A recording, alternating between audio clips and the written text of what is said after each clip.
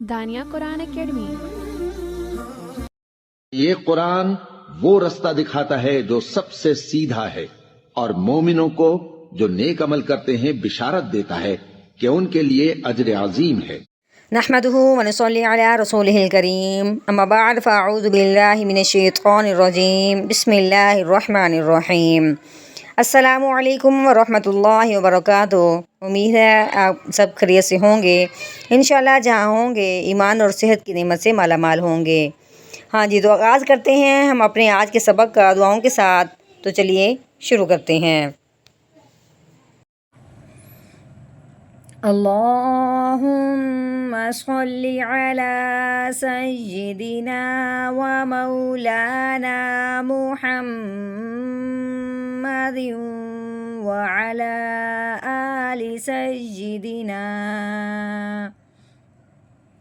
وعلى آل سيدنا ومولانا محمد وبارك وسلم۔ رب اشرح لي صدري ويسر لي أمري واحلل عقدة من لساني يفقه قولي۔ رب زدنا علما رب زدنا علما رب زدنا علما۔ اعوذ باللہ من الشیطان الرجیم بسم اللہ الرحمن الرحیم۔ وآثر الحیاة الدنیا۔ واؤ کے اوپر زبر ہونے کی وجہ سے وا کی آواز نکلے گی۔ واؤ زبر وا۔ آگے الف کے اوپر کھڑی زبر ہے۔ الف اگر اکیلا ہو تو وہ الف ہوتا ہے۔ الف کے اوپر کھڑی زبر، کھڑی زیر، الٹا پیش، زبر زیر پیش جو کچھ بھی لگ جائے اس الف کو پھر الف نہیں پڑھتے، اس الف کو پھر حمزہ بناتے ہیں اور حمزہ پڑھتے ہیں۔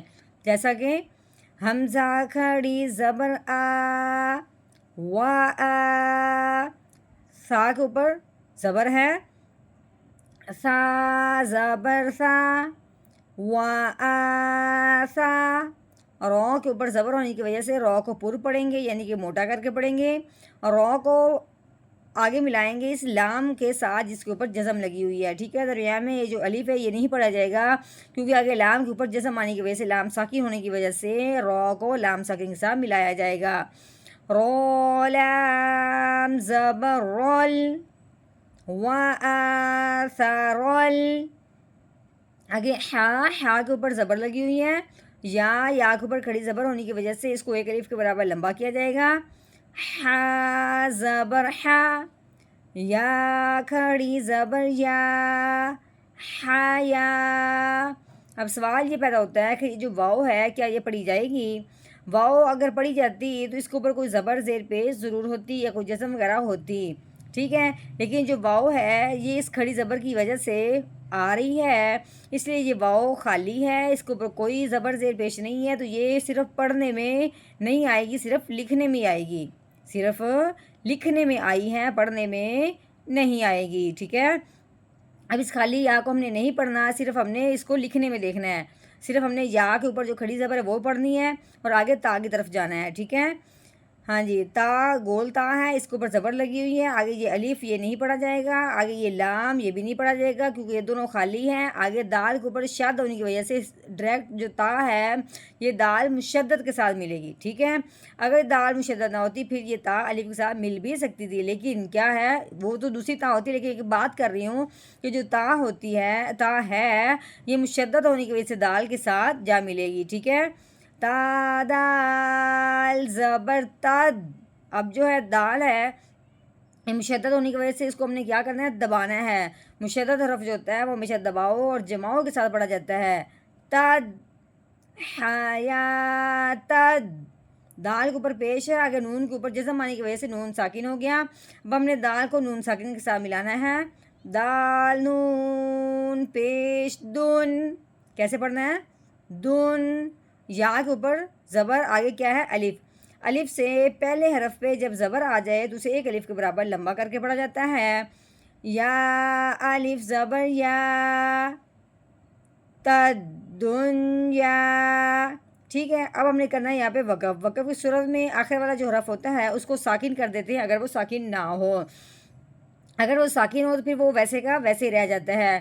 اب یہ جو الف ہے، الف جو ہوتا ہے وہ ہمیشہ سے ہوتا ہی ساکن ہے. اگر تو اس کے اوپر کوئی زبر زیر پیش لگ جاتی تو وہ تو پھر الف ہی نہیں رہتا. لیکن جو خالی الف ہوتا ہے خود بذات خود وہ ساکن ہی ہوتا ہے. اب جو وقف کی صورت میں اب الف آیا ہے، اب یہ ساکن ہے تو اب یہ بدلے گا نہیں کیونکہ یہ ساکن ہے. وقف کی صورت میں ساکن حرف کو نہیں بدلا جاتا.